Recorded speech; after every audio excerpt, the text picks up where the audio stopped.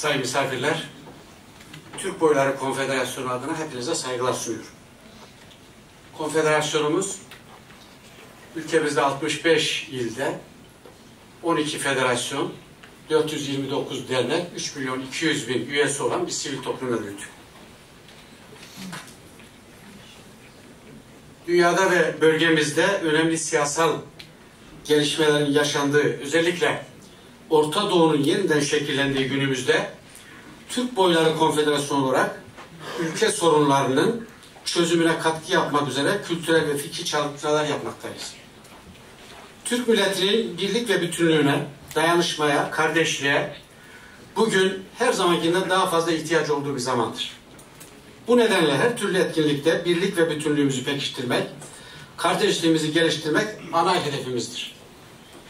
Yörükler, Türkmenler her zaman olduğu gibi ayrışmanın değil, bütünleşmenin, kavganın değil, kardeşlik ve dostluğun temsilcilerdir. İnanıyorum ki birlikten kuvvet doğar, tefrika zayıflıktır. Müslüman Türk milletinin milli ve manevi değerlerini yaşatma azmimiz, kucaklayıcı tavrımızla devam edecektir. Ülkemizin milli kimliği konusunda son zamanlarda hoyratça tartışmalara konu yapılmaktadır. Oysa Türk üst kimliği övünçle taşınacak bir madalyadır. Etnik azınlıklar, ırkı, dini, etnik ve mezhebi ve aidiyeti öne çıkarılarak Türk milletinin ortak dokusu parçalanmaya başlanmıştır. Emperyalistlerin silahla ele geçiremedikleri Anadolu toprakları silahsız işgalle ele geçirilmiş durumdadır. Yeraltı ve yerüstü kaynaklarımız sömürülmektedir. Sözüm ona bazı aydınlar, akademisyenler ve gazeteciler emperyalistlerin sözcülüğüne soyunmuş, beyinler işgal edilmiş, ülkemiz adeta işgale uğramıştır. Osmanlı İmparatorluğu'nun son döneminde olduğu gibi devşirme sistemi devam etmektedir.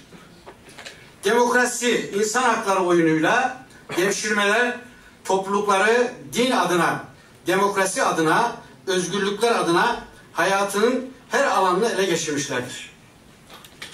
Bizim temel ülkümüz büyük Türk düşünürü Gaspar İsmail'in dilde, fikirde, işte birlik hedefimizdir. Vatan bölünmez buluşmasında fazla uzatmak istemiyorum ama burada yıllarca Milli Düşünce Merkezimizin değerli başkanı, Sayın Bakanımız Sadi Somuncuoğlu'na Milli Düşünce Merkezi'nde her çarşamba verdiği bilgilendirme toplantıları, ayrıca Anadolu'nun her köşesinde yaptığı konuşmalarla bizleri yüceltmiştir. Kendisine teşekkür ediyorum. Yine Sayın Banu Avar hanımefendi, ülkemizin dört bir köşesinde hele bizim Yörük Türkmenlerimizin, derneklerimizin her toplantısına iştiraki bizleri onurlanmaktadır ve kendisine teşekkür ediyorum. Yine Sayın Meltem Caniklioğlu'na ve araştırmacı yazarımız Sinan Meydan'a biraz sonra dinleyeceğiz. Teşekkür ediyor. Bu toplantıyı tertip edenlere saygılar sunuyor. Hepinize saygılar, sevgiler.